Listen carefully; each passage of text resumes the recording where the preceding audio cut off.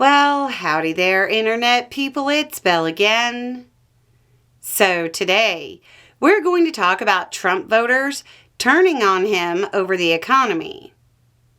As Trump says that affordability is a con job, and Treasury Secretary and soybean farmer Scott Bessent tells people that it wasn't the tariffs that destroyed the job market, but instead immigration and the shutdown, which are both still Trump policies, by the way.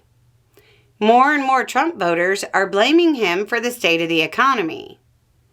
New polling has led to some pretty interesting findings, and it's another little item that gives bad vibes for Republicans seeking re-election in the midterms. Almost half, 46% of Americans, are saying the cost of living is the worst it's ever been in their lives. When you're just looking at people who voted for Trump in 2024, the number is still more than a third, or 37%.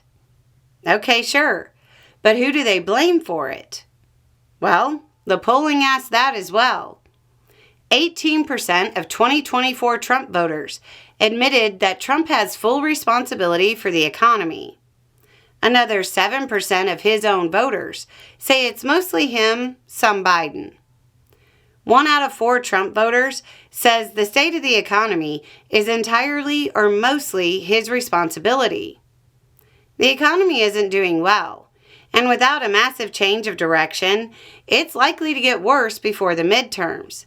And at least 1 in 4 Trump voters believes it's his fault. That's going to impact the midterms. It's the economy, stupid. And when all the respondents were asked which party they thought was best prepared to bring down the cost of living, Democrats held a 2-point lead. There were some really interesting tidbits when you get down into the crosstabs about other questions. One thing I found incredibly interesting is that Trump's energy push is backfiring. With all of Trump's rhetoric about energy dominance and making up bizarre gas price claims, only 33% of people believe the Republican Party was better prepared to provide them cheap, reliable energy. Democrats were 38%. Democrats aren't even campaigning or pushing on this issue. People's electricity bills are campaigning for Democrats. When it came to making health care affordable, 33% said Republicans.